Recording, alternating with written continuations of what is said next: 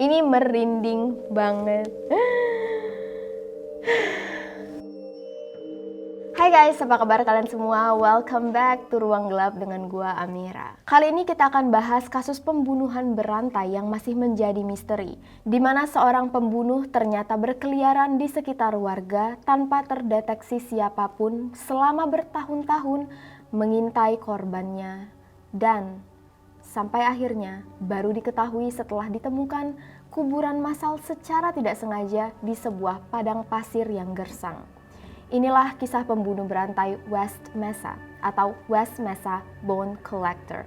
Welcome to Ruang Gelap. Cerita bermula dari sebuah keluarga kecil yang tinggal di New Mexico, Albuquerque pada tahun 2004. Keluarga yang terdiri dari seorang ibu, ayah, dan 2 anak perempuan.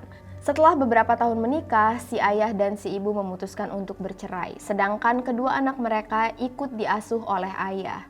Jadi ibu mereka sendiri yang tinggal berbeda. Nah, semenjak perceraian ini, anak pertama mereka yang bernama Michelle Valdez mulai jadi nakal. Sampai akhirnya waktu Michelle berumur 13 tahun, dia hamil. Dia lalu melahirkan anak di umurnya yang masih 14 tahun. Nah, karena sudah punya anak, dia nggak bisa melanjutkan sekolah lagi. Akhirnya dia drop out, keluar dari sekolah untuk mengasuh anaknya dengan cara bekerja. Selama Michelle bekerja, anaknya dia titipkan ke ayah atau ibunya. Nah, suatu hari Michelle punya pacar baru, dan ternyata pacar barunya ini membawa dampak yang buruk bagi dia. Michelle mulai pakai narkoba, mulai mabuk-mabukan, bahkan mulai bekerja sebagai wanita pekerja malam. Beberapa kali Michelle masuk penjara karena dia terlibat dalam pencurian, dan karena Michelle sangat nakal, keluarganya mulai angkat tangan dengan tindakan Michelle. Michelle sendiri nggak selalu pulang ke rumah. Kadang-kadang dia pergi dari rumah berminggu-minggu, terus tiba-tiba pulang, minta jemput dari penjara, minta bebasin dari polisi. Pokoknya dia ini merupakan, let's say, beban keluarga. Bukan beban keluarga, tapi membuat keluarganya itu jadi tambah khawatir dengan dia karena dia terlibat dalam pergaulan seperti ini. Sebenarnya meskipun Michelle selalu buat masalah, ayahnya itu selalu ada buat dia. Selalu jemputin dia kalau dia ada masalah, selalu bebasin dia kalau dia berurusan dengan polisi. Cuman ayahnya juga lama-lama capek karena berapa kali udah ditawarin, Michelle kamu rehabilitasi aja. Dia nggak mau. Dia kadang, iya aku rehabilitasi, pulang ke rumah berapa minggu, keluar lagi, narkoba lagi, ditangkap polisi lagi. Pokoknya lingkaran setan terus menerus, sampai akhirnya adik Michelle sendiri itu nggak mau lagi nerima Michelle untuk masuk ke dalam rumah. Jadi Michelle nggak punya tempat tinggal dan akhirnya tinggal dengan keluarga jauh. Kadang-kadang dia tinggal dengan temennya, kadang-kadang dia tinggal entah kemana. Dan keberadaan Michelle itu emang kayak ada dan tiada bagi keluarganya. Kadang-kadang nelpon, kadang-kadang hilang, kadang-kadang dateng, ya gitulah berulang-ulang. Anaknya sendiri yang ngurus itu selalu ayah dan ibunya. Saking ada dan tiadanya keberadaan Michelle, ayahnya itu sampai nandain di kalender kapan Michelle nelpon, kapan Michelle gak nelpon. Kalau Michelle nelpon, ayahnya bakal ngebuletin tanggal itu. Kalau Michelle gak ada kabar, ayahnya kasih X, kasih silang di tanggal itu. Sampai akhirnya ayahnya sadar, selama 5 bulan isi kalender itu XXX semua. Michelle gak ada kabar sama sekali. Anaknya ulang tahun dia gak nelpon, hari Natal dia gak nelpon. Padahal biasanya Michelle meskipun ada dan tiada selalu at least nelpon. Jadi ayahnya melaporkan hilangnya Michelle ke polisi. Tapi di benak ayahnya, Michelle gak nelpon karena Michelle marah dengan keluarganya. Michelle marah dengan ayah, ibu, dan adiknya. Bukan karena ada hal yang mengerikan terjadi dengan Michelle. Beda halnya dengan detektif yang menerima laporan hilangnya Michelle.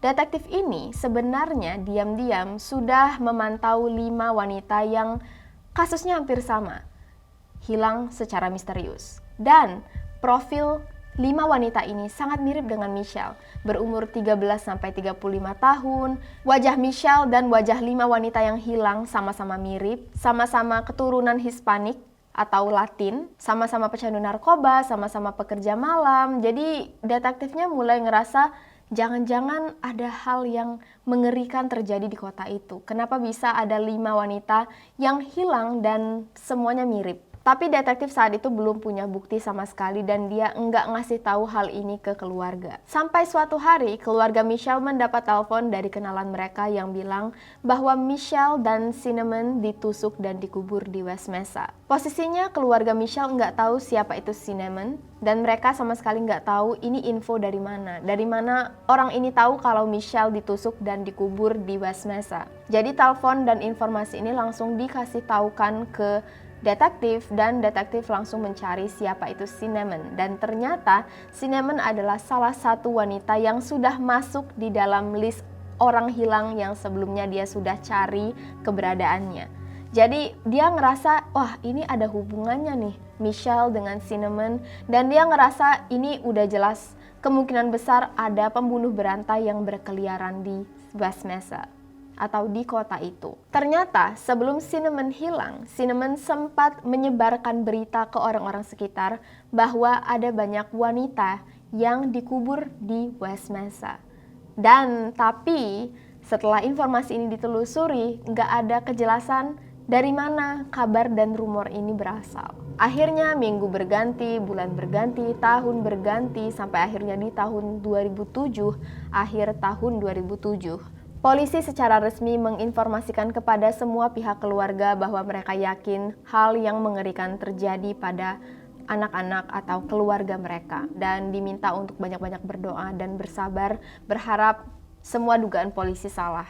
Lalu, pada Februari 2009 misteri ini terkuak. Seorang wanita yang sedang jalan dengan anjingnya menemukan satu tulang manusia yang tergeletak di sebuah lahan gersang yang dulunya nggak pernah didatangin oleh siapapun. Lahan ini memang letaknya terpencil dan tinggi dan juga sempat dijadikan tempat konstruksi, tapi konstruksinya terhenti jadi ya dibiarin gitu aja, terdampar dengan gersang. Nah, disinilah dia menemukan satu tulang manusia dan langsung menghubungi polisi. Siapa tahu itu adalah jenazah yang hilang. Waktu polisi menggali lahan ini, mereka nemuin satu tulang. Terus satu tulang lagi, jadilah satu badan. Terus tiba-tiba nggak sengaja loh, kok masih ada tulang lagi? Tulang,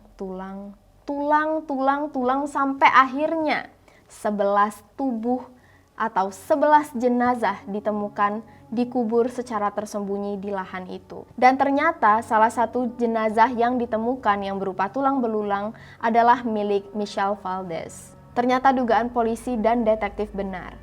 Wanita-wanita yang hilang semuanya punya kaitan satu sama lain. Tapi di sini mereka nggak tahu siapa orang di balik pembunuhan ini.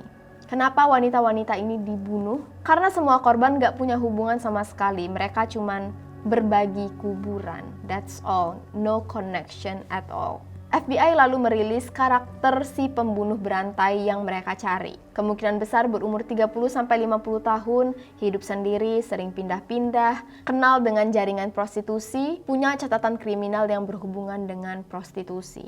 Ada sebuah foto yang diambil dari satelit yang menunjukkan lokasi tempat penguburan ini.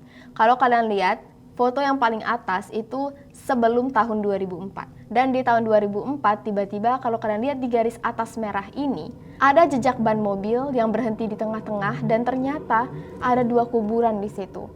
Lalu di tahun berikutnya di foto yang di bawah itu sekitar tahun 2006, kalian bisa lihat ada banyak banget bekas ban mobil ini. Dan ini menunjukkan kalau si pembunuhnya sebenarnya sudah lama secara bertahap menggali lahan untuk mengubur korban-korbannya. Dan yang foto terakhir itu setelah dikerok oleh polisi semua lahannya untuk mengambil para jenazah korban. Ini merinding banget. Nah, identitas si pembunuh berantai sampai sekarang masih menjadi misteri. Polisi masih belum bisa mengungkap siapa pembunuh yang tega menghabisi 11 nyawa ini. Sebenarnya ada satu laki-laki yang kemungkinan besar dipercayai polisi bisa jadi pembunuh berantai di kasus ini. Tapi sayangnya dia sudah meninggal. Yaitu laki-laki bernama Lorenzo Montoya yang di tahun 1999 pernah hampir mencekik salah satu pekerja malam, tapi sayangnya dia nggak masuk penjara karena si pekerja malam, si korban, nggak berani untuk datang ke pengadilan bersaksi, jadi dia dibebaskan. Nah, Lorenzo Montoya pernah juga di tahun 2006 hampir mencekik seorang pekerja malam juga. Yang untungnya ada pacar si pekerja malam yang menyelamatkan, dan sebagai self defense atau melindungi diri, Lorenzo mereka tembak dan ternyata meninggal. Nah, kenapa polisi mencurigai Lorenzo? Karena Lorenzo profilnya ini cocok dengan profil si pembunuh, dan semenjak Lorenzo meninggal di tahun 2006, kasus-kasus wanita yang hilang ini berhenti. Karena Lorenzo sudah meninggal, ceritanya akan selalu menjadi tanda tanya besar. Polisi sendiri sebenarnya punya 6-7 tersangka lain, tapi mereka juga belum punya bukti yang kuat dan masih sampai sekarang berusaha untuk memecahkan kasus pembunuhan di West Mesa ini. Ada satu video Lorenzo Montoya yang beredar di internet di mana kalian bisa dengar suara lakban dan kita nggak tahu dia ngelakban apa. Coba deh kalian lihat.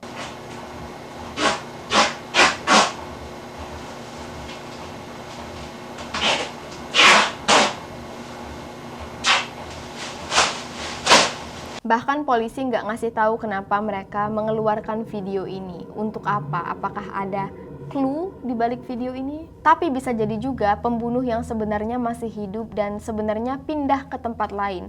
Mungkin dia tahu kalau dia harus meninggalkan tempat di mana dia sudah meninggalkan jejak kriminal supaya dia nggak ketangkap. Anyways, serial killer selalu sangat menyeramkan karena gue nggak tahu kenapa di luar negeri banyak banget ya pembunuh berantai. Sampai di sini dulu cerita kita kali ini. See you guys on the next video. Please stay safe and stay alive.